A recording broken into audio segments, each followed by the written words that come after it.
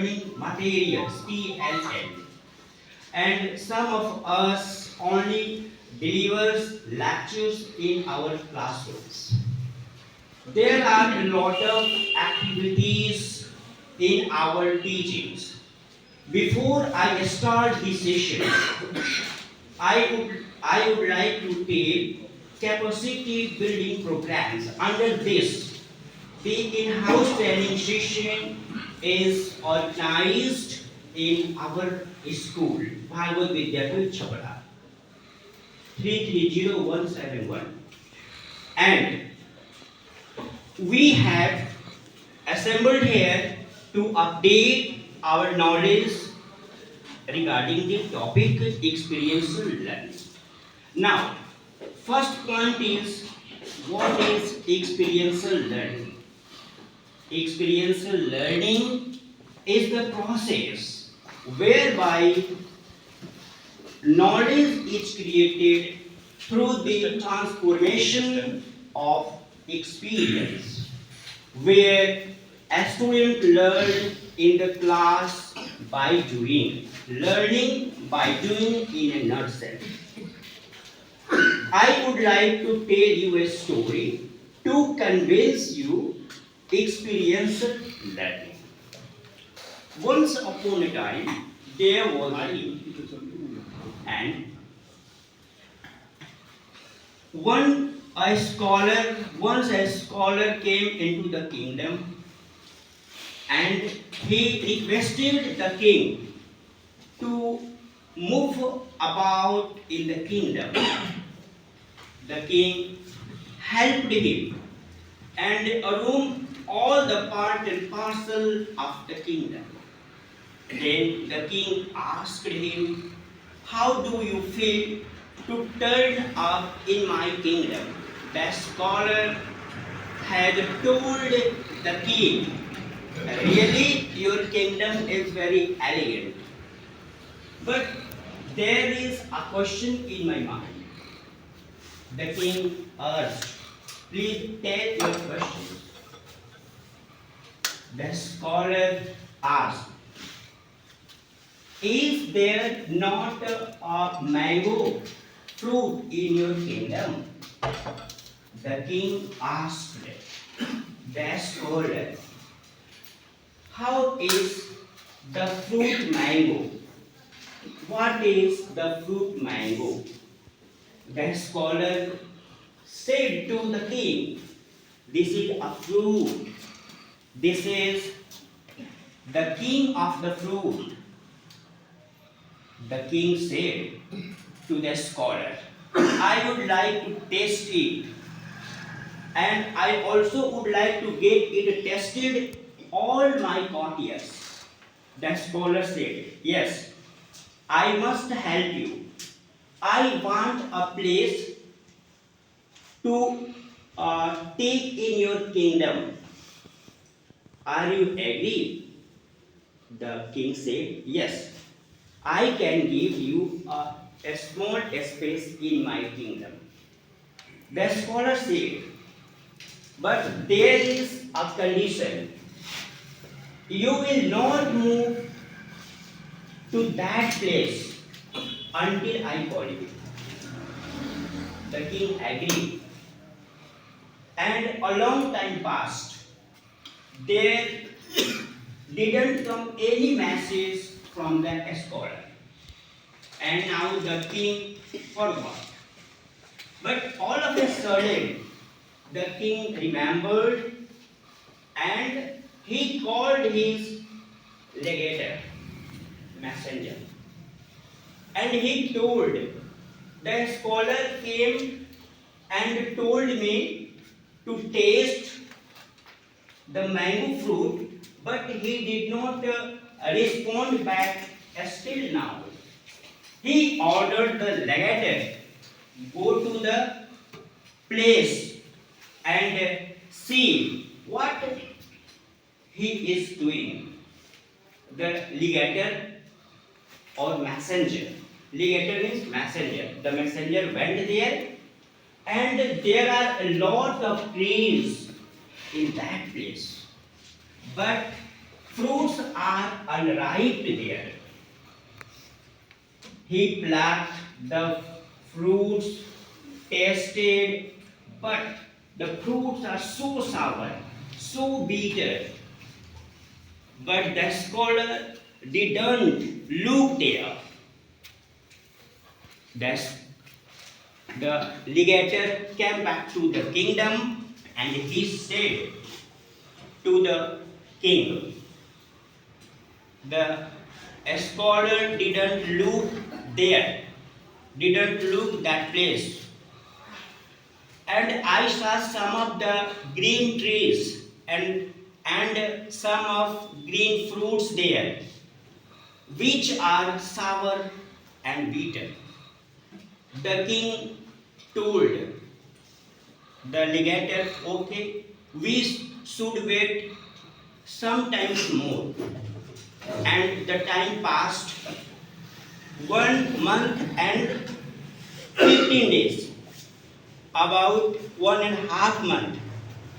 Again the king sent the legator to seek the scholar. The legator went there, he sought, and the scholar looked there. The legator messaged the king to legator, and the legator messaged kings to the scholar, and the scholar said, I immediately was about to inform the king about this. And you just go and tell your king to come and see the place and test the mango. Next day, the king as well as his courtiers was present there. They saw the fruits are ripe. The scholar got tasted the fruits to everyone. The king enjoyed the ripe fruits, and the scholar came to the kingdom with the king and all the courtiers. Now, here the scholar said that the person who came here for the first time and saw only trees, I was not present there. On that time, the fruits of the trees are unripe, sour or bitter. So he experienced, his experience is bitter or sour. That person is not wrong. Whatever he saw, he explained. And right now the fruits are ripened, and this is the obligation of the fruit. This is the experience of the taste of the fruits. Here, what does it mean? Here, what is the importance of education through this story? This story tells, if we recognize our experience at exact time, the fruits or the outcome of the work is the best. So everybody, you are present here and you listen the story. I want to request you to express your views. What is the objective of this story? Any one of you can respond. What is the objectivity of this story? What is the importance of this story in experiential learning? How will you connect this story with your teachings? Anybody of you can respond. express your views.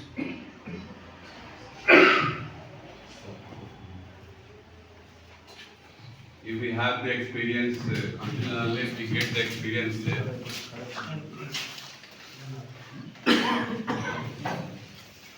if we have the experience, I mean to say that until and unless we get just like fruit, when the fruit get ripped off, like in short, I would like to say that if we get experience day by day, experience doesn't go anywhere, but it make it fruitful to me. And if I present that experience to anybody else or to the students, that would be grateful to the student. Thank you, sir. And anybody else? So can you explain?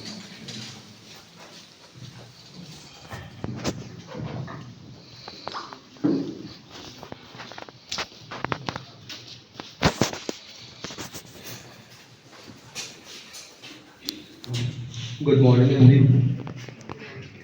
Our resource person, Mr. Manoj Yadav sir, keep the name of two tests. One is sour, other is bitter.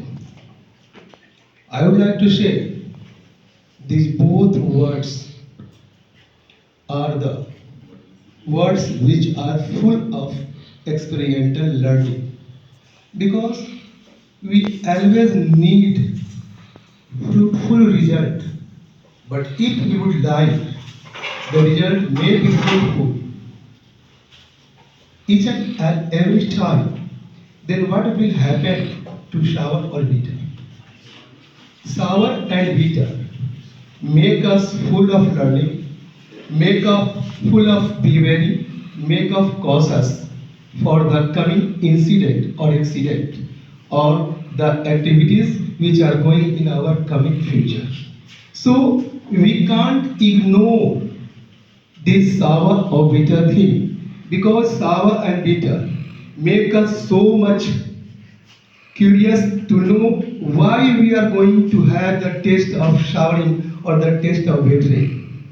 तीखे अनुभव और खट्टे अनुभव मानव के जीवन को परिपूर्णता की ओर ले जाते हैं, and that is why if we need the completion of our target or objective in our coming future, it means we must have make the part of our life what is there sour or bitter.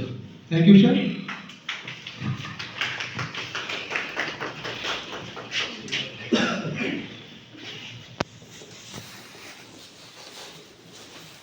कई बार चीज़ें हमारी सोच के विपरीत होती हैं। हम जिस परिणाम की अपेक्षा करते हैं वो परिणाम नहीं मिल पाता है। तो हम जिस परिणाम की अपेक्षा कर रहे हैं, यदि वो परिणाम नहीं भी मिल रहा है तो ऐसा नहीं है कि वहाँ से रास्ते बंद हो गए। आगे चलने के लिए बहुत सारे रास्ते खुले हैं, और ये जो अनुभव है जीवन का, वो खट्टा मीठा होते रहता है। तो खट्टे अनुभव, जैसा कि अभी रविशंकर सर ने कहा, वो भी हमको बहुत कुछ सिखाते हैं, और उससे भी हम बेहतर कर सकते हैं। सीख करके उससे भी बेहतर हम कर सकते हैं।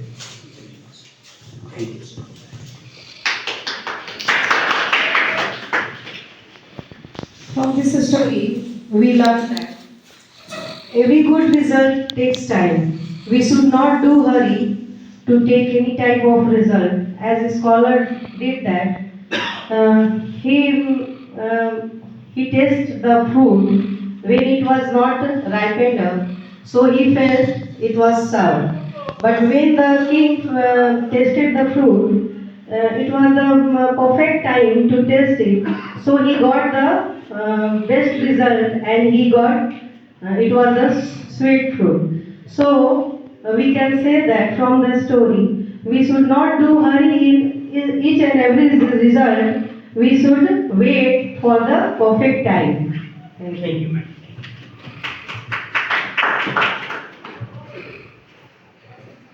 As the story has been explained, the messenger had gone to the garden at the time when the fruits were unripe, and he simply tasted it and declared the result to the king. It means the messenger had not got much more experience. Experience is a slow and steady process that crosses over through many events, right or wrong. So the experience is one. Experience is one that is targeted, and the experience should be applied at the right time, and then we will get the right result. This is the experience. Otherwise, knowledge is other thing. The messenger should have also explained to the king that the fruits were unripe, therefore their taste was sour. But once let them grow and ripe, then their taste will be sweeter. So the experience should be utilized at the right time, and this is the meaning of the experience.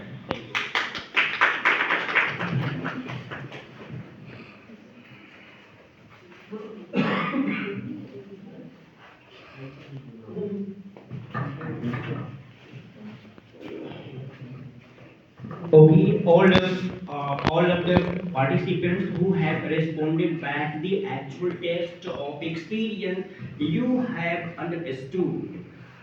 देखिए, अगर हम बच्चे को पढ़ा रहे हैं तो उसको अगर प्रारंभ में अगर उसको अच्छा एनवायरनमेंट मिल जाए, अच्छे सारे उसके लिए जो रिक्वायरमेंट जो मटेरियल है अगर उसको उपलब्ध करा दी जाए, सही वक्त पर उसे सही शिक्षा दी जाए, तो उसकी एक्सपीरियंस बहुत अच्छे होते हैं। अगर कोई बच्चा है बहुत देर से वो पढ़ना शुरू किया, तो उस समय जो उसकी एक्सपीरियंस होती है वो अलग होती है। और कोई बच्चा अगर जैसे मान लीजिए कि 2.5 साल में वो प्ले स्कूल में उसका प्ले क्लास में एडमिशन होता है, अब जो वो बच्चा 5 साल का होगा तो उसके पास कुछ ना कुछ नॉलेज जरूर होगा।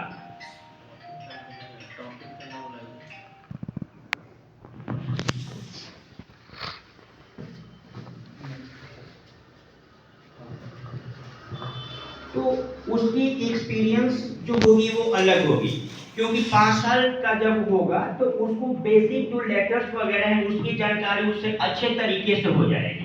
और वही जब अगर वो 5th क्लास में लड़का पढ़ता है, if he studied in class 5th, on that time he doesn't share his well experience regarding this. So overall the story's objectivity is that we should nurture the student from the beginning time with a good planning in the class or in the home. Its result must be better in coming times. This one.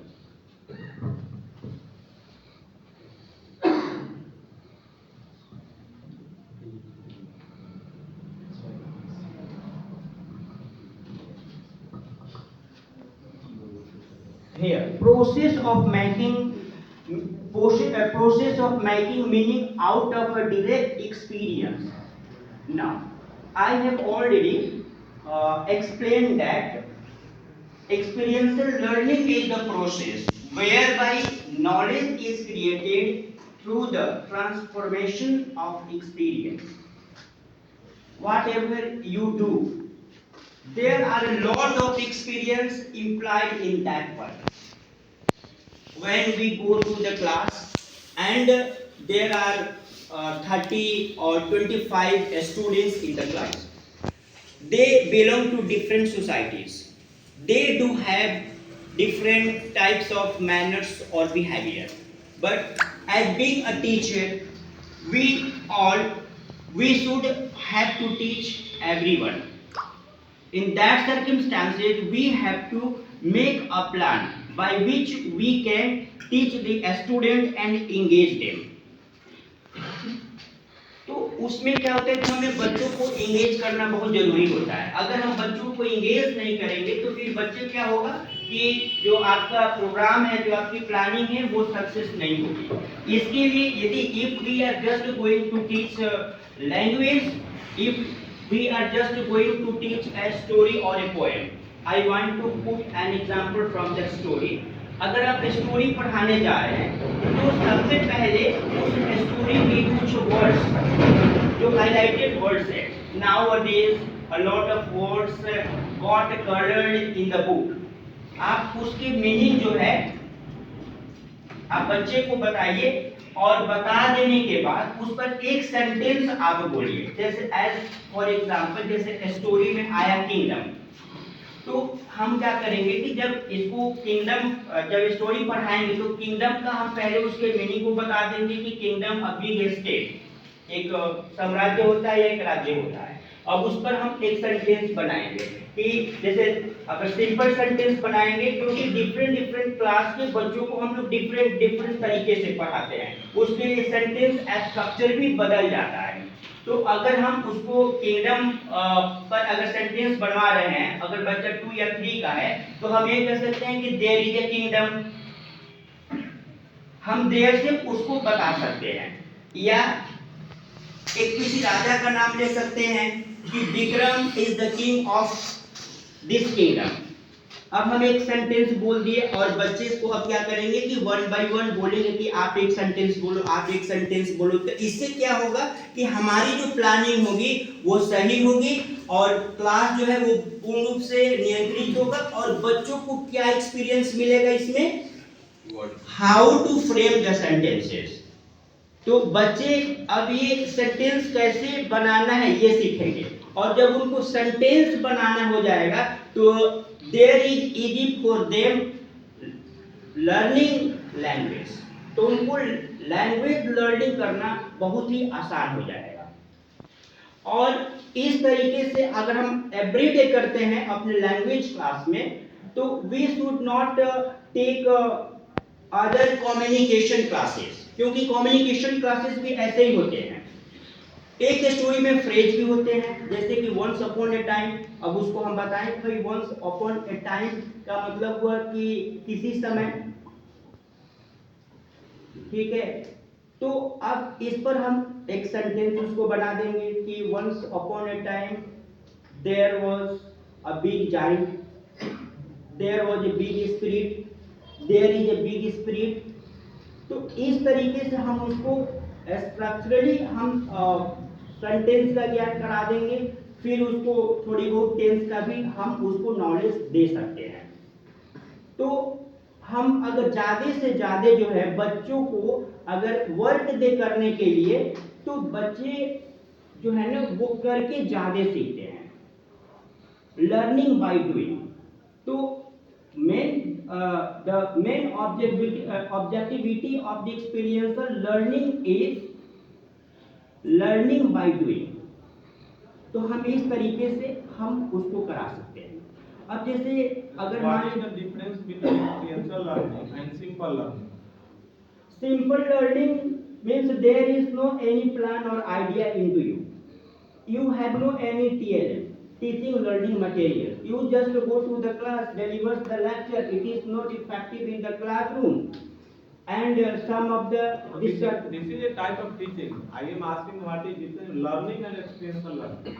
experiential learning, a student you just give some things related to your chapter. Just I teach language and literature, I teach a poem in the classroom, and first of all I do not directly go to the lesson, I will tell some of the words from the chapter, make some sentences whatever they have, उनके पास जो knowledge है हम बोलेंगे कि आप ये पहले word को लिखिए और इस पर आप जो जानते हो आप सेंटेंस बनाइए।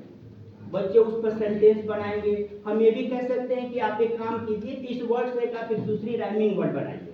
तो क्या होगा राइमिंग वर्ड में कि जैसे मान लीजिए कि उस पोएम में एप्पल आ गया, अब मैंने बोला कि भाई एप्पल से आप कोई दूसरा वर्ड बनाइए, तो बच्चा ने एप्पल से सैंपल बना दिया।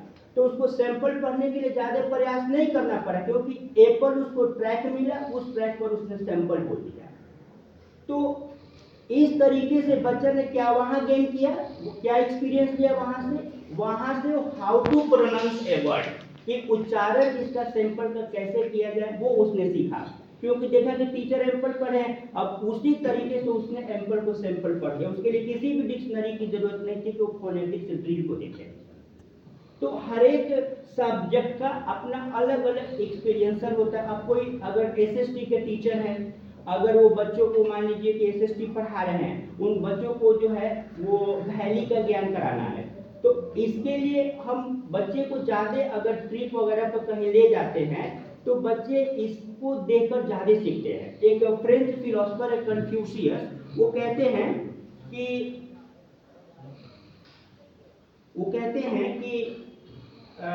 कोई भी चीज़ व्हेनेवर आई सी, मैं किसी भी चीज़ को देखता हूँ तो मुझे याद रहता है, but I hear and I forget, I see and I remember, I do and I understand. तो अब जैसे हुआ कि आई हियर, आप बच्चे को सिर्फ वैली के बारे में ही बता दिए बिना किसी एक्सपीरियंस उनसे लिए। ये भी तो जानना जरूरी है ना कि बच्चे वैली के बारे में बिल्कुल जीरो है कि उनको कुछ आता भी है। तो बच्चे बिल्कुल जीरो तो होते नहीं, कुछ ना कुछ तो बता ही देते हैं थोड़ी बहुत चीज़ों को। तो अब हम क्या करेंगे कि अब ऐसे अगर हम सिंपल, आपने कहा था कि सिंपल लर्निंग, तो हम ऐसे सिंपल भी एक मेथड है जिसमें हमने किसी भी तरह से उसके एक्सपीरियंस को हमने नहीं लिया, उसके जो प्रीवियस नॉलेज है इसको भी हमने जानने का प्रयास नहीं किया। जैसे सर मान लीजिए कि मैं क्लास में जाता हूँ और बच्चों को कंट्रोल करना है, तो मैं ये सीखा हूँ कि बच्चों को कैसे कंट्रोल करना है। क्या यह सिंपल लर्निंग है कि एक्सपीरियंशियल लर्निंग?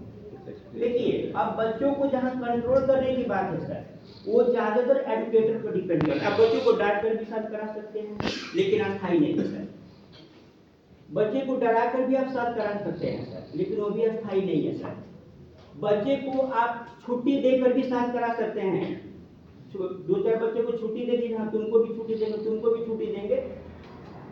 क्लास शांत कराना आपका मेन पर्पस नहीं है सर। क्लास शांत रहे और बच्चे इंगेज रहे, बच्चे को सीखे, इसके लिए आपको अपने लेसन के साथ कुछ प्लानिंग भी होनी चाहिए अपने सब्जेक्ट के अकॉर्डिंग, ताकि बच्चे का थोड़ा भी उसमें गैप ना मिले जिससे वो जो है वो किसी तरह का डिस्टर्बेंस क्रिएट करेगा। प्रश्न वहाँ नहीं है, प्रश्न को दूसरे धारा में लेगा।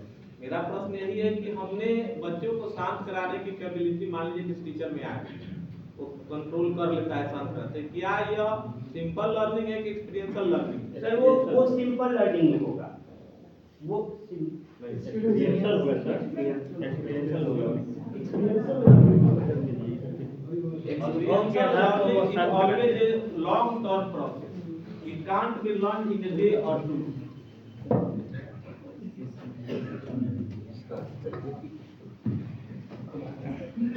बच्चे को अगर आप कुछ क्रिएटिविटी के साथ साथ कराते हैं तो वो एक्सपीरियंस लर्निंग होगा, और जाते हैं धमकी देकर, डरा कर, शरीर दिखाकर साथ कराते हैं, वो simple learning. Yes, sir. This is the thing I want to say.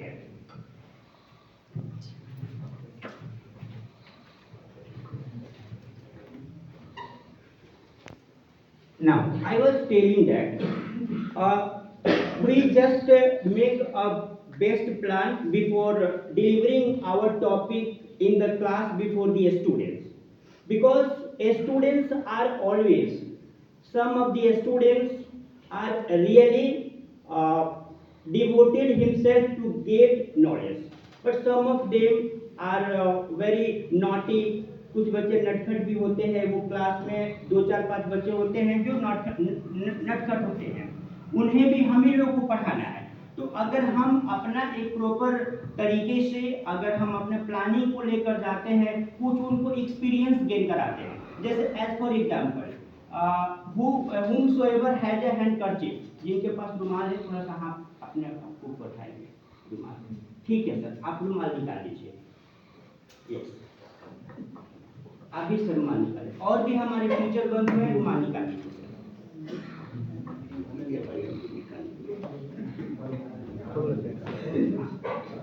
ठीक, करना क्या है? हाँ, बता। आप पूरा खोलिए रुमाल को, आप सभी लोग खोल लीजिए रुमाल को। हाँ, ठीक है, और देखिए तो आपका आंख इससे बंद हो जाएगा, मतलब बंधा जाएगा ऐसे। आंख बंद है सर, आंख, हाँ, बांधना है। हाँ, मतलब ताकि आप देख ना सके।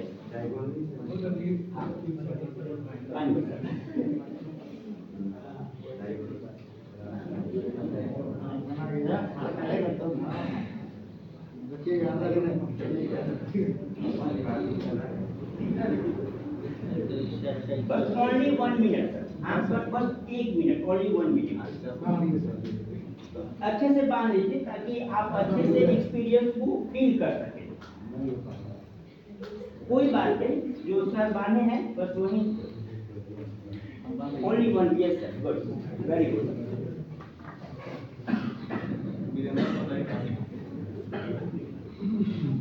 कुछ लोग इसलिए भी नहीं बांध रहे हैं कि उनको देखना है क्या हो रहा है। Okay sir, sir you just आप खोल दीजिए सर, आप भी अपना खोल दीजिए। सर आपने क्या खोले? यस सर, खोल देना है। आप बताइए, आपकी आंखें बंद थी तो आपने क्या किस तरह का एक्सपीरियंस किया? सिर्फ आवाज सुनाई दी, कुछ दिखाई नहीं दिया। सर जो बांधे उनसे मैं पूछ रहा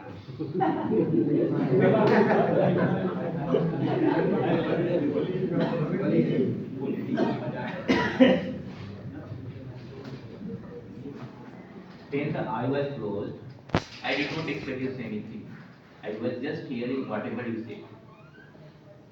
There was no visual experience.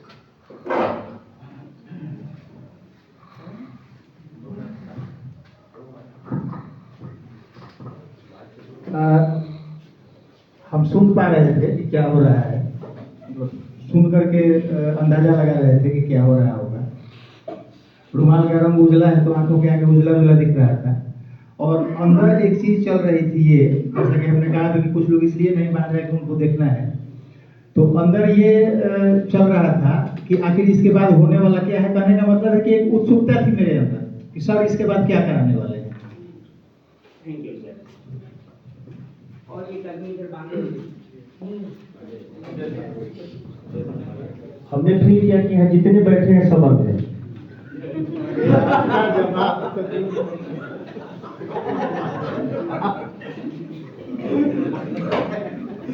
जैसे है वो ऐसा जवाब बोलने के बाद सब ठीक है ना? Thank you. इस एक्टिविटी के अंदर ये चीजें थी कि कैसे हमारा टीचिंग होता है। जैसे कि आपने आंख बांधा तो सिर्फ आपको आवाज सुनाई पड़ा, आपके अंदर एक ब्लैकनेस का एहसास हुआ कि किस तरह से ब्लैकनेस है, मतलब अंधेरा अंधेरा, उजाला तो दिखेगा, आप ताकेंगे तब आपको उजाला आएगा। तो यहाँ पर टीचिंग में इसका ये है कि हम बिना बच्चों को एक्सपीरियंस फील कराए अगर हम पढ़ाते हैं तो हम पूर्ण रूप से सक्सेस नहीं हो सकते हैं, क्योंकि उनकी वो शिक्षा जो होगी ना बिना अनुभव किए हुए शिक्षा होगी। इसी बात को नॉर्थ अमेरिकन एक फिलोसोफर है बेंजामिन फ्रैंकलिन, वो कहते हैं कि tell me and I forget, tell me and I forget, teach me and I remember, involve me and I will learn. अब जब तक आप अपने टीचिंग में बच्चे को इन्वॉल्व नहीं करेंगे तब तक बच्चे को उस विषय उस सब्जेक्ट मैटर से उतनी अच्छी नॉलेज नहीं मिलेगी। तो सबसे ज़्यादा जरूरी होता है इन माय ओपिनियन कि अगर हम कुछ भी अगर बच्चे को पढ़ा रहे हैं तो उसमें जो है हम कुछ ऐसा क्रिएटिविटी को फ्रेम करें ताकि वो बच्चे उसको करे और उसको खुद से सीखे। ठीक है ना? अब जैसे मान लीजिए कि दूसरी और तीसरी के बच्चे को अगर आपको अंक का ज्ञान कराना है, नंबर का आपको ज्ञान कराना है, ठीक है, तो सबसे पहले हम उसको कैसे हम नंबर का एहसास कराएंगे, कैसे उसको इसको जो है बच्चे करके सीखे, इसके लिए हम कैसी जो है वो संरचना बना सकते हैं। आप लोगों में से कोई बताए।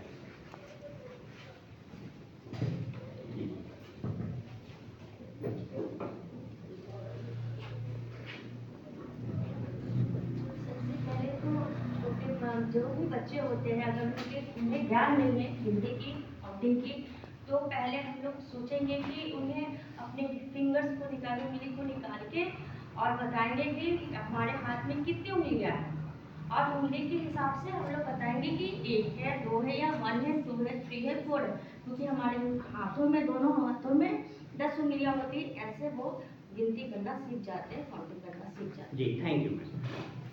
अब जैसे मान लीजिए कि अगर हम बच्चे को, जैसे ये बोर्ड है नहीं, और इस बोर्ड पर अगर हम उसको नंबर्स दिखा रहे हैं, तो अगर हम ऐसे 1 2 3 4 5 लिखेंगे तो बच्चे सीखेंगे नहीं, रिमेंबर करेंगे। वो सीखना अलग चीज़ है।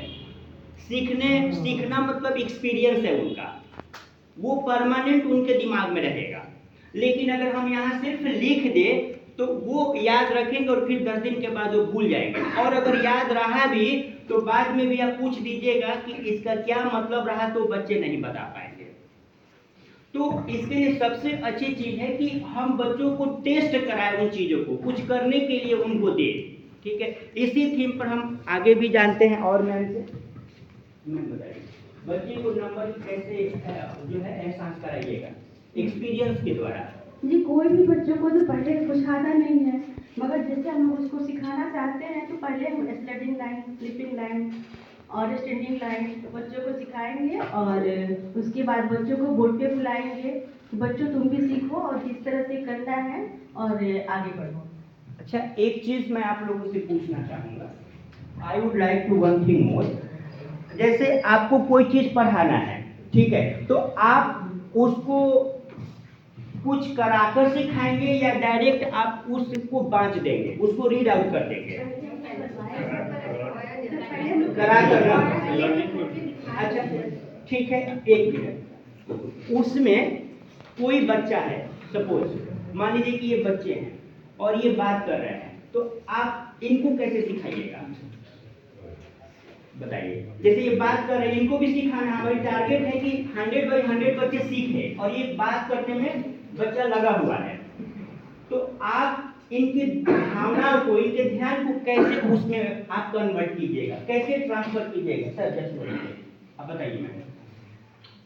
अच्छा आप ही बताइए सर। चलिए, उसको किसी एक एक्टिविटी में, जैसे कहेंगे कि 1 से लेकर 10 तक लाइन खींचो, फिर जब लाइन खींच लेगा उसके बाद उसको काउंट करो, क्योंकि उसकी वही एक्टिविटी है, काउंट करेगा, फिर जाएंगे कि उसको अगर 10 हुआ तो 10 लिखो। तो इस तरह से कार्य करा करके उसको सिखाया जा सकता है, जिसको कि हम लोग लर्निंग बाय डूइंग करते हैं। Thank you sir. ऐसे भी हो सकता है, सीट पे कितने बच्चे हैं आप गिन कर बताइए, 1 2 3 बच्चे गिनेंगे, बताएंगे। Thank you. तो देखिए, आप सभी लोग सहमत हैं इस बात से कि हम डायरेक्ट लेसन पर अगर बिना उसके किसी एक्टिविटी का अगर हम आते हैं तो बच्चे इस चीज़ को मतलब नहीं सीखते हैं। इन सभी चीज़ों के जड़ में बस एक ही बात है कि अगर बच्चों को फील कराते हुए सिखाएं तो बच्चे ज़्यादा सीखते हैं। This is the experiential learning. इसीलिए नेशनल एजुकेशन पॉलिसी 2020 में एक्सपीरियंशियल लर्निंग पर काफ़ी ध्यान दिया गया है। आप कोई भी एनसीईआरटी की बुक ले लीजिए या प्राइवेट पब्लिकेशन की बुक ले लीजिए, उसमें देखिएगा हर एक लेसन का एक्सपीरियंशियल लर्निंग दिया हुआ है, हर एक लेसन में दिया हुआ है एक्सपीरियंशियल लर्निंग। इसलिए आप सिंपल उतने कारीगर नहीं हैं, बहुत सारे टीचिंग मेथड है, टीचर बेस्ड टीचिंग मेथड है, स्टूडेंट्स सेंटर्ड एजुकेशन बेस्ड है, लेकिन अब इन सब के बावजूद जो है हम बस यही समझे कि अगर बच्चों को फील कराकर अगर किसी चीज़ के बारे में उसको जानकारी देते हैं तो बच्चे ज़्यादा सीखते हैं। और इसका कोई वैज्ञानिक आधार नहीं है, ये आपको उसके एलिजिबिलिटी के हिसाब से सोचना है कि हम कौन सा एक्टिविटी कराएं। ये कोई वैज्ञानिक नहीं है, आपको सर्च करना है। बुक में बस इतना लिखा रहता है कि ये जो है आपको एक्सपीरियंशियल लर्निंग के द्वारा आपको बनाना है। जैसे हम मान लीजिए कि मैथ का टीचर है, उनको अंकों का ज्ञान कराना है, तो हम क्या करेंगे कि 1 से 10 तक, ठीक है, हम एक कार्ड बना लेंगे और उस कार्ड पर हम लोग नंबर लिख देंगे, और नंबर लिखकर हम लोग क्या करेंगे, स्कूल का जो फर्श होता है, क्लासरूम का फर्श, वहाँ हम लोग अच्छे से उसको डेकोरेट कर देंगे थोड़ी थोड़ी दूरी पर, और एक बच्चे को बोलेंगे बेटा चलो तो देखो तुम वहाँ 1 पर खड़े हो जाओ, वो 2 पर खड़े हो जाए, एक 3 पर खड़े करा दीजिए और इस तरीके से बच्चे को मूव करवाइए। तो बच्चे एक चलेंगे तो उनका मोटर वाइब्रेट मतलब मोटर डेवलपमेंट भी हुआ और एक एक्सपीरियंस भी उनको हुआ कि हम लोग नंबर को कैसे पहचानेंगे। अब आप उनको बोलिए कि सेम यही चीज 2 वहाँ बोर्ड पर लिखे तो बच्चे तुरंत 2 बोर्ड पर लिख देंगे। अब आप बोलिए 5 तो बच्चे तुरंत 5 लिख देंगे। लेकिन ऐसे याद करके बोलिए 5 लिखने के लिए तो बच्चे लिख भी सकते हैं, नहीं भी लिख सकते। अगर लिख भी दिए तो परमानेंट कॉन्शियस में ये बातें नहीं बैठेगी। तो this is the experiential learning.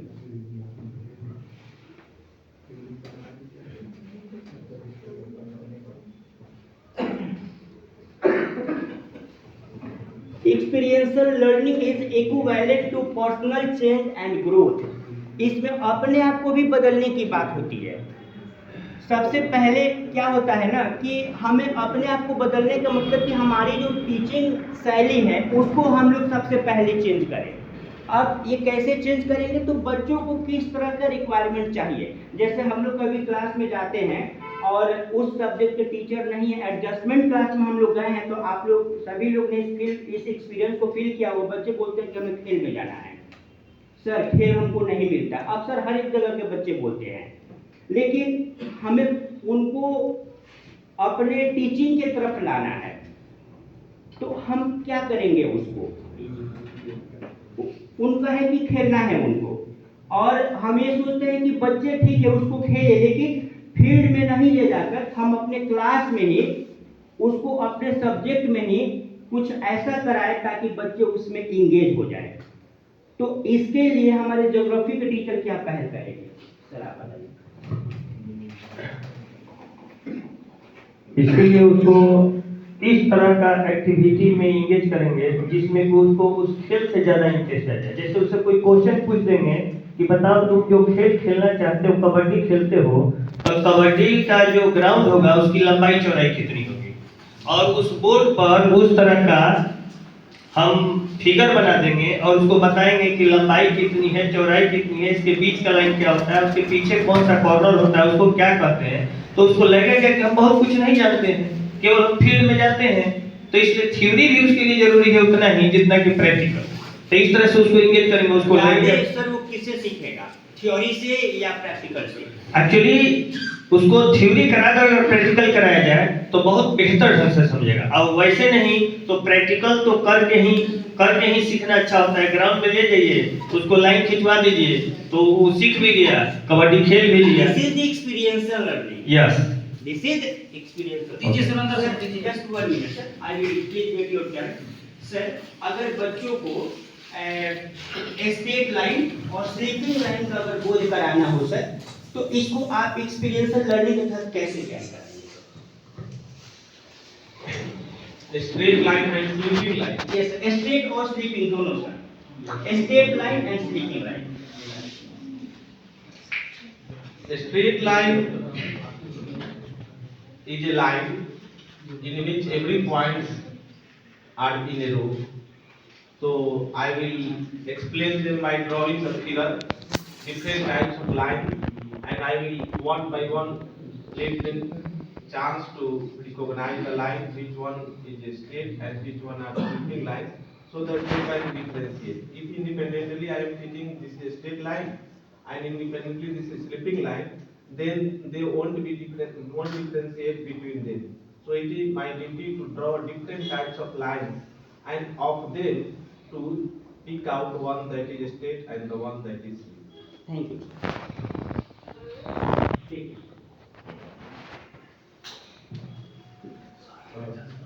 आप स्ट्रेट लाइन और स्लीपिंग लाइन का अवेयरनेस बच्चों को कैसे कराएंगे एक्सपीरियंशियल से?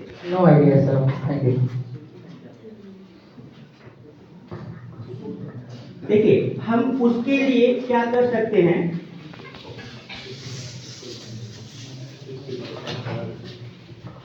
we can make students aware about the straight line.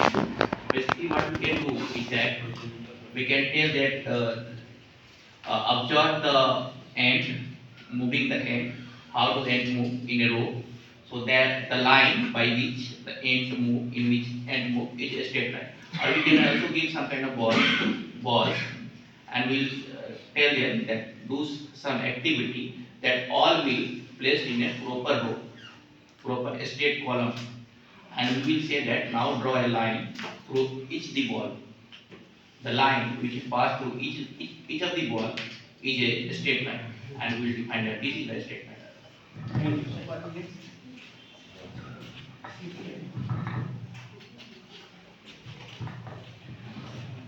तो इसके लिए हम ये कर सकते हैं कि जैसे एक A4 साइज का पेज ले लिए। बच्चों को ड्राइंग में बहुत अधिक अभिरुचि लगती है। बच्चे अगर नहीं पढ़ना चाहेंगे तो उनको सिर्फ इतना बोल दीजिए, किसी क्लास के बच्चे को चलो आज ड्राइंग कराते हैं, जो कुछ मन में आता है बनाओ। तो देखिए बच्चे सबसे पहले ताली बजाना शुरू कर देंगे। क्यों ताली बजाना शुरू करें? क्योंकि उनको उसमें एक्सपीरियंस मिलता है, उनको उसमें एक्सपीरियंस मिलता है। अब हम कहेंगे बच्चे से कि चलिए आप लोग पेज निकालिए, और हम ये नहीं कहेंगे कि आज उनको हम स्ट्रेट लाइन और स्लीपिंग लाइन का ज्ञान करा रहे हैं। चलिए एक ड्राइंग आपको बनाना है। बच्चे पेज निकाल लिए। उसके बाद हम क्या किए कि बच्चे को हम बोले कि ऐसे एक स्ट्रेट जो है बॉक्स बना दो, लंबा रेक्टेंगुलर स्ट्रेट, ओके। और इसके बाद बोले कि एक ऐसे बना दे बच्चे इस तरीके से रेक्टेंगुलर बराबर शेप का।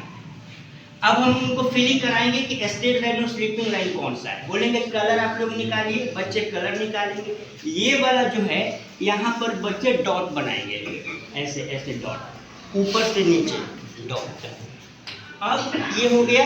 अब इसके बाद ये जो स्लीपिंग लाइन है उसको बोलेंगे कि आप ऐसे ऐसे डॉट बनाएंगे, ठीक है। अब हम बच्चे से कहेंगे कि भाई आपने क्या एक्सपीरियंस को आपने फील किया, ठीक है। जैसे मान लीजिए कि मैं ही यहाँ पर हूँ, आपको बता रहा हूँ, और आप सभी जैसे मैं एजुकेटर हूँ, है ना, और आप लोग सभी स्टूडेंट्स हैं। तो अब जैसे ऐसे आप लोग बना लिए, यस बोलिएगा, ठीक है, इमेजिन करके। जैसे आपने एक ऐसे बना लिया बॉक्स लंबे में, फिर आप एक ऐसे बॉक्स बना लीजिए, इस तरीके से बना लिए। अब आप सभी डॉट दीजिए एक एक लंबे वाले में, ऐसे ऐसे दे रहे हैं ना। फिर ये हो गया। फिर इसके बाद ऐसे डॉट दीजिए, आप दिए, ठीक है। मैडम आप बताइए एक्सपीरियंस आपको क्या मिला?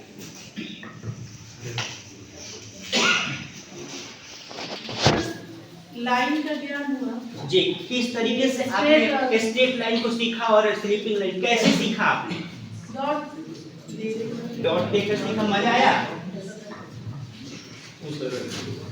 सबसे बेस्ट मेथड है स्ट्रेट लाइन और स्लीपिंग लाइन को समझने के लिए।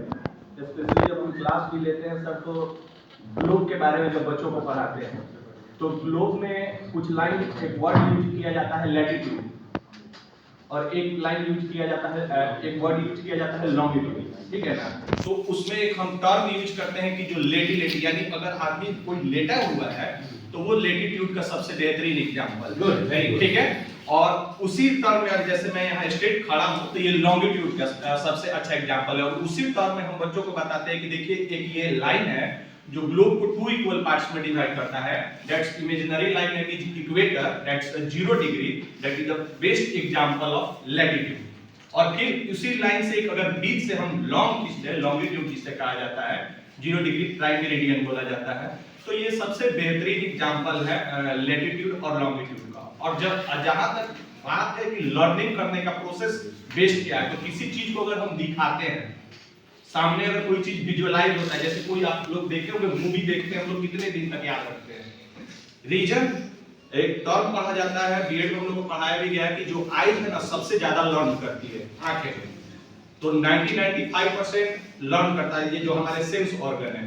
तो अगर हम कोई चीज को दिखाएं और दिखाने के बाद अगर बताएं तो वो चीजें तुरंत समझ। तो अगर हम ग्लोब का यूटिलाइज करते हैं और बच्चों को दिखाते हैं कि एक हॉरिजॉन्टल लाइन और एक लंबे लाइन खींचते हैं, तो ये सबसे बेहतरीन एग्जांपल होगा जो आप स्लीपिंग बोल रहे हैं। और ये जो टर्म यूज कर रहे हैं तो ये बेहतर टर्म होगा समझने के लिए। Thank you. विजुअलाइज करना ज्यादा बेहतर है अगर आप लर्निंग को बहुत इफेक्टिव बनाना चाहते हैं। Thank you sir. तो ये सबसे बेस्ट तरीका है। बट लेकिन ये क्या होगा ना कि ओके सर, थैंक यू। लेकिन ये क्या होगा, क्लास वाइज डिफर करता है। अगर हमें जूनियर क्लास में बताना है तो बच्चे वो उस तरीके से नहीं समझते, लेकिन अगर हम 8, 9 तक अगर इसको हम लेकर चलते हैं तो बच्चे इसको आसानी से समझ सकते हैं। मैंने पहले ही बोला कि आपको ये सोचना है कि आप अपने सब्जेक्ट में आप अपने बच्चे के अकॉर्डिंग में कौन सी एक्सपीरियंस लर्निंग पर आधारित एक्टिविटी क्रिएट करते हैं, ये आपके ऊपर डिपेंड करता है। ठीक है। अब जैसे ये आपने बताया कि देखो जब ऊपर से नीचे की तरफ डॉट आता है तो इसको स्ट्रेट लाइन बोलते हैं, और जब इधर से ऐसे चलते हैं डॉट डॉट तो ये स्लीपिंग लाइन होता है। तो बच्चे अब समझ गए ऊपर से नीचे आते हैं तो स्ट्रेट लाइन हुआ, और ऐसे चले तो अब ये उनको हमेशा याद रहेगा। ये जूनियर क्लास के लिए हुआ। तो डिफरेंट क्लास के लिए डिफरेंट तरीके होते हैं। ठीक है। तो ये जो है हम एक्सपीरियंशियल लर्निंग के थ्रू पढ़ते हैं। एक्सपीरियंशियल लर्निंग में क्या होता है, टीचर फैसिलिटेटर होता है, सुविधा प्रदाता होता है। हम को क्या करना है कि बच्चे की जो रिक्वायरमेंट है, जो आवश्यकता है, उसको उपलब्ध करा देना, और बच्चों को सीखने के लिए हमेशा मोटिवेट करना, प्रेरित करना। अब जैसे एज फॉर एग्जाम्पल, अगर हम बच्चों को जैसे एलिट्रेशन का बोध कराना चाहते, 7 और 8 क्लास के बच्चे फिगर ऑफ स्पीच में एलिट्रेशन पढ़ते हैं, जिसको हम लोग कहते हैं ये कि कोई भी लेटर हो, अगर एक सेम लेटर से अगर कोई वर्ड की शुरुआत होती है, जैसे सेम लेटर से शुरुआत होती है, तो वैसे हम लोग कहें कि बच्चे एक एक वर्ड आप लोग बनाइए जो सेम लेटर से हो। एक एग्जांपल हमको दे देंगे, जैसे कि high, his, honour, high, his, honour, ठीक है, हेड, इस तरह का हम लोग बच्चे को दे दे बनाने के लिए। एक एग्जांपल उनको बता दे, हाई, हीज और ऑनर। तो एक हम ये बता दिए बच्चों को एलिट्रेशन का ज्ञान कराना है। अब ये नहीं बताएंगे कि ये एलिट्रेशन है, हम सीधे बोलेंगे कि बच्चों आज एक ऐसा काम करते हैं कि हम लोग एक ही लेटर के 4 वर्ड लिखते हैं, जैसे हेड, हाई, ऑनर, फिर बी से बैट, बेड, बॉल, ऐसे करके हम लोग लिखते हैं। हमने बच्चे को बोला कि आज एक ही लेटर से हम लोग 3 वर्ड बनाएंगे। तो इससे क्या होगा, जब बच्चे इसको बनाने लगेंगे तो उनको आनंद भी आएगा, और हम उनको ये पहले नहीं बताएंगे, हम आपको एलिट्रेशन बता रहे हैं। हमने पढ़ लिया है, एक्सपीरियंशियल लर्निंग में दे दिया है कि आपको एलिट्रेशन कराना है। अब हमने बच्चों को अपने दिमाग से सोचा कि नहीं, इनको हम वर्ड फॉर्मेशन बनाने के लिए दें। एक एग्जांपल बता दिए, उस पर वर्ड फॉर्मेशन बनाने लगे। उनको ये मत बोलिए कि आप जो है मीनिंगफुल बनाइए या मीनिंगलेस बनाइए, सिर्फ आप वर्ड बनाइए, चाहे मीनिंगफुल हो चाहे मीनिंगलेस हो। जब बच्चे को बना ले तो उसमें से देखिए कि मीनिंगफुल कितने हैं, ठीक है, उसको आप देख लीजिए। मीनिंगलेस कितने वर्ड है उसको भी देख लीजिए, ठीक है। और इसके बाद आप बच्चों से, एक दो बच्चों से पूछ भी लीजिए। देखिए, मतलब मैं ये जरूर कहूँगा कि 99.9% बच्चों को एलिट्रेशन का ज्ञान हो जाएगा, राइमिंग वर्ड का ज्ञान हो जाएगा। आप पोएम पढ़ाइए, अगर पोएम में लिख रहा है कि I wander lonely as a cloud, I wander lonely as a cloud। अब हम कहेंगे भाई इसमें लिटरेशन बताओ, तो सीधे I wander lonely as a cloud, तो वो इसमें ट्रेस करना सीखेगा। How high his honor hurls his lovely head। हम सीधे कहें तो तुरंत बच्चा कहे अरे ये तो एलिट्रेशन है जो हमारे सर बताए थे, तुरंत पकड़ लिया एलिट्रेशन। कैसे सीखा वो? डायरेक्ट आपने तो बताया नहीं। अब आप कहिए कि इसका डिफिनेशन क्रिएट करो, तो बच्चे इसका डिफिनेशन भी क्रिएट कर देंगे कि सेम लेटर से जो वर्ड बिगिनिंग होती है उसको हम एलिट्रेशन कहते हैं। अपने भाषा में बोलेंगे what is the which kind of teaching, which kind of teachings example is here. किस तरह का टीचिंग का यहाँ पर ये एग्जांपल दिया गया, बताइए। एक्सपीरियंशियल जो आपकी टॉपिक है, तो हमने एक्सपीरियंस कराकर बच्चों को एलिट्रेशन के बारे में हमने जानकारी दी। तो हम क्या है, एक फैसिलिटेटर है स्टूडेंट्स के सामने। अगर हम एज ए फैसिलिटेटर बनकर जाते हैं तो हम बच्चों को बहुत सारी चीजों को जो है सिखा देते हैं।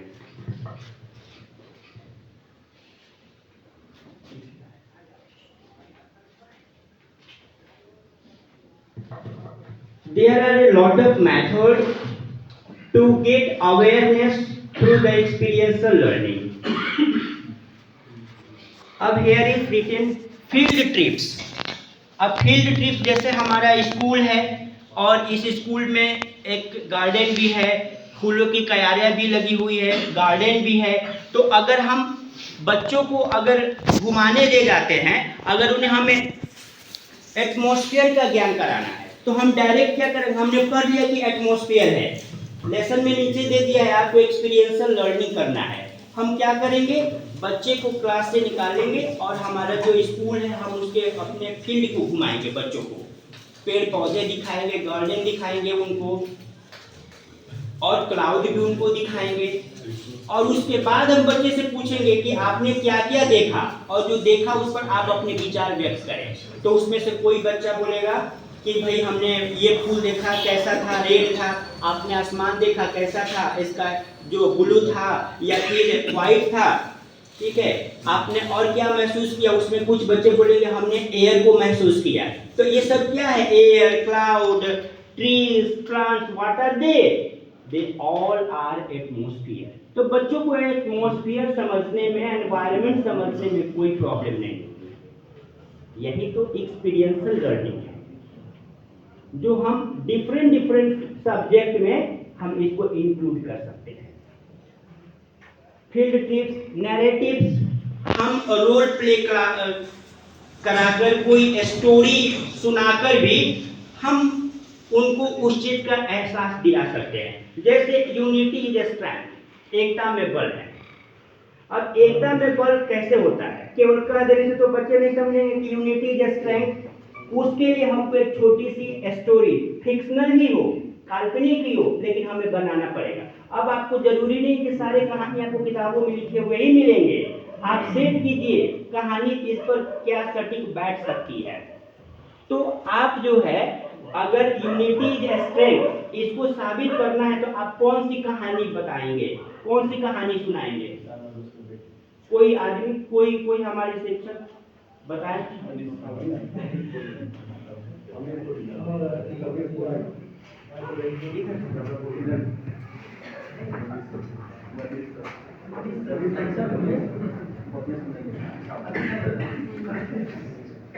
एकता में बल है,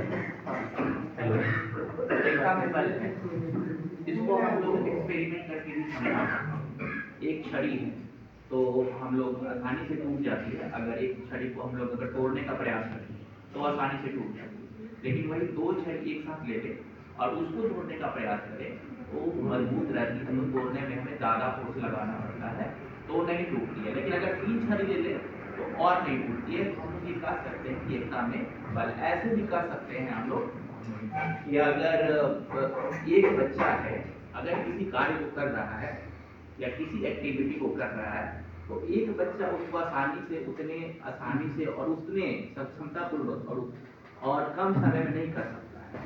लेकिन अगर उसी को 4-5 बच्चे उस प्रोजेक्ट को कर रहे हैं तो आसानी से कर सकते हैं हम लोग, बिना और स्ट्रेस फ्री कर सकते हैं हम लोग, और सक्षमतापूर्वक भी कर सकते हैं, इफेक्टिवली कर सकते हैं। तो ये हमको सिद्ध करता है कि एकता में बल है। Thank you sir. लेकिन आप सभी जानते हैं कि बच्चों को कहानियां सुनना काफी पसंद है, चाहे वो कोई भी सब्जेक्ट के बच्चे हो, मैथ के हो, साइंस के हो, भाषा के, कोई भी बच्चा हो, और हर एक बच्चे को स्टोरी सुनने में अच्छा लगता है। यदि इसको हम स्टोरी के माध्यम से अगर हम बच्चे को सुनाएं कि एक किसान था, there was a farmer, he had 4 sons, they quarreled with one another, the farmer got sad to look it, one day he called his 4 sons and tried to understood, so he gave a single stick to everyone and ordered them to break up. All of them broke the single stick.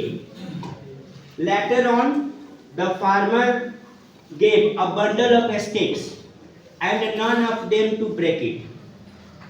And through it, वो ये किसान समझाया कि देखो एक छड़ी दिए तो तुमने आसानी से तोड़ दिया, लेकिन जब मैंने दूसरी बार एक बंडल दिया तो तुम इसको नहीं तोड़ सके। अर्थात अगर तुम लोग एक साथ मिलकर रहोगे तो कोई भी नुकसान नहीं करेगा, अगर अलग अलग रहोगे तो तुम्हें कोई भी नुकसान पहुंचा सकता है। एक मैसेज भी मिला उसको, और यूनिटी इज स्ट्रेंथ, ये उसने कहानी के माध्यम से सीखा। What is this? What is this? Experiential learning. Okay? There are conducting experiments. Science के लिए होता है ज़्यादातर, आप एक्सपेरिमेंट कराकर भी बच्चों को इसके बारे में बता सकते हैं। जैसे कि आपको पत्तों का रंग हरा होता है, इसके लिए आप एक एक्सपेरिमेंट कर सकते हैं। एक पौधे के विकास के लिए उसे सनलाइट, एयर और वाटर, तीनों चीज की जरूरत होती है। आप इसको एक्सपेरिमेंट के द्वारा भी बता सकते हैं, है ना। तो ये आपका हो गया एक्सपेरिमेंट के द्वारा। सिमुलेशन, नाटक के द्वारा, रोल प्ले करके, ठीक है, गेम्स के द्वारा, स्टोरी टेलिंग के द्वारा, है ना। जैसे मैंने अभी आपके सामने रखा स्टोरी, फोकस्ड इमेजिंग, और एक कल्पना करके भी। जैसे अभी आप लोगों ने अपने आंख पर रुमाल बांधा, उस समय आपने क्या किया, एक इमेज अपने अंदर फील किया कि आंखें नहीं होती है तो चारों तरफ अंधेरा ही अंधेरा दिखता है। अगर हम कहें कि भाई अंधेरा कैसे होता है, क्या होता है अंधेरा, तो आप ऐसे नहीं बता पाएंगे, क्योंकि आपको एक्सपीरियंस है ही नहीं, क्या बता पाइएगा। हमसे अगर कोई पूछे कि मौत क्या है तो हम क्या बताएंगे, क्योंकि हमको मौत का एक्सपीरियंस ही नहीं है ना। तो जब तक आप उस चीज को करते नहीं हैं तब तक आपको रियल नॉलेज नहीं मिल पाता है। फोकस, इमेजिन, फील्ड ऑब्जर्वेशंस, हम ऑब्जर्व करके भी हम सीख सकते हैं, ठीक है। अब जैसे बिजली, ये बल्ब जल रहा है, कभी बुझ रहा है, कभी आ रहा है, कभी धीमा हो रहा है, तो एक्सपीरियंस हुआ ना कि इसको पावर वीक मिल रहा है, तो वीक पावर मिल रहा है तो इसलिए डिम है। स्ट्रॉन्ग पावर मिल रहा है इसीलिए पूरा लाइटेड है, पूरा एनर्जेटिक है, ठीक है ना। तो हम इसके द्वारा भी ऑब्जर्व, कैसे हम बताएं, ऑब्जर्व करके बताएं, देख कर बताएं, ठीक है ना। रोल प्ले करके, हम रोल प्ले बच्चों को करने के लिए दे, तो बच्चे रोल प्ले में भी बहुत ज्यादा सीखते हैं।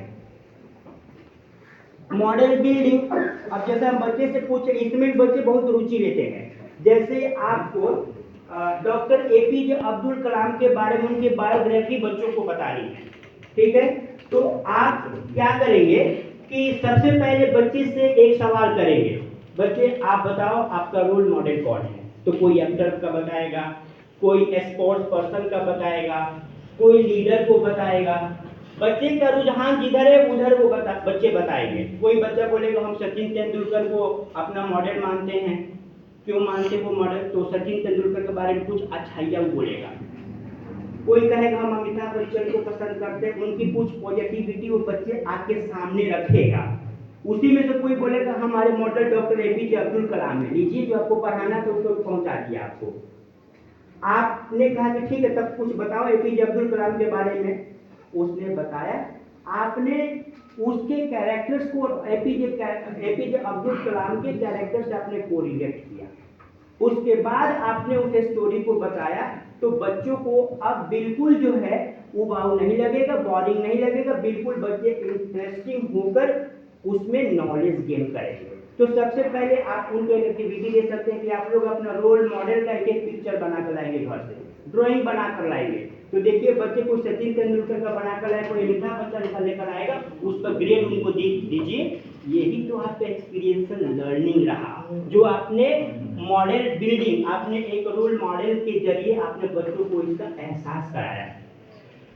इसके बाद सर्वे करके, ठीक है ना, कोई भी चीज जो होती है वो फीडबैक के आधार पर भी आप बता सकते हैं कि यहाँ पर किस तरह का एक्सपीरियंस है। अब जैसे ये सेशन खत्म होगा तो मुझे भी एक्सपीरियंस मिलेगा। लोगों से प्रश्न पूछकर, आप सभी सुधी जन जो भी हमारे शिक्षक हैं उनसे हमने सवाल पूछे, आप लोगों ने अपने अपने विचार व्यक्त किए, है ना।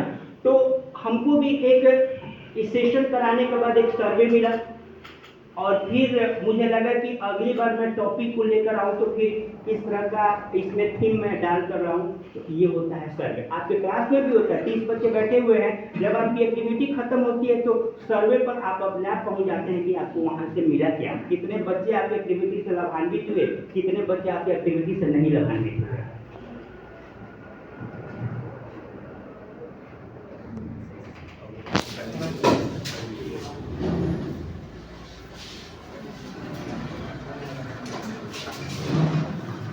Now its purpose to provide opportunity to the students learn by doing। इसका यही पर्पस है एक्सपीरियंशियल लर्निंग का कि बच्चों को पूरी अपॉर्चुनिटी दीजिए, पूरा उनको अवसर दीजिए कि बच्चे जो हैं खुद से किसी भी कार्य को, किसी भी एक्टिविटी को करके वो सीखे। इसमें पूरी आज़ादी है बच्चों को, उनके रुचि के हिसाब से, ठीक है ना। आप चाहें तो जैसे बच्चों को रेम्स आपको बताना है कि रेम्स बच्चों को कैसे क्रिएट करना है, तो बच्चे को अंताक्षरी में बहुत अच्छा मन लगता है।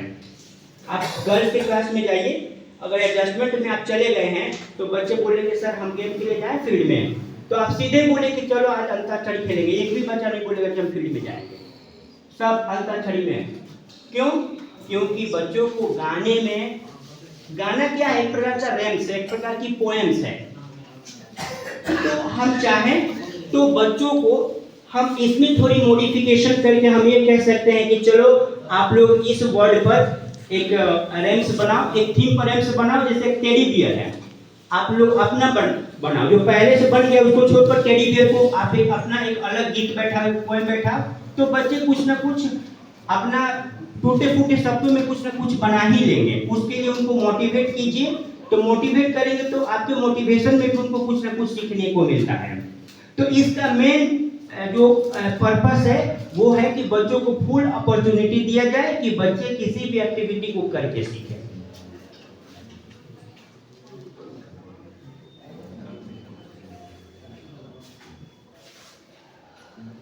अब जैसे आप बच्चे को कोई चीज सिखा रहे हैं तो सिखाने के बाद क्या होता है कि आप बच्चों से उसका रिफ्लेक्शन भी जान सकते हैं।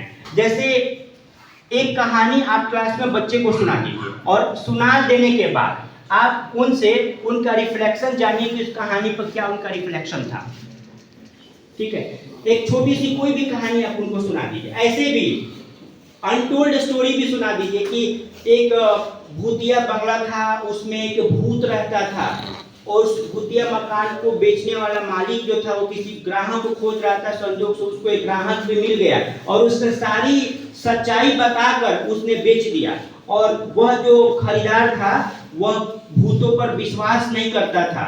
और एक दिन क्या हुआ कि जब देखा उसके रूम का जो लाइब्रेरी था वहाँ पर खून के दाग है, तो अब उसको वो साफ करना शुरू किया। साफ तो हो गया, जैसे साफ हुआ तब तक बादल गरजना शुरू हो गया और फिर कुछ देर के बाद वो जो ब्लड स्टेन है, जो धब्बा है, फिर वहीं पर वो रुक गया।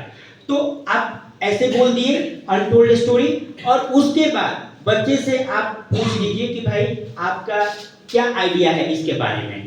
तो उसमें से कुछ बच्चे बोलेंगे भूत होता है, कुछ बच्चे बोलेंगे भूत नहीं होता है। इससे उनका रिफ्लेक्शन आपको पता चलेगा कि आपके स्टोरी का क्या रिफ्लेक्शन उनके ऊपर पड़ा है ना।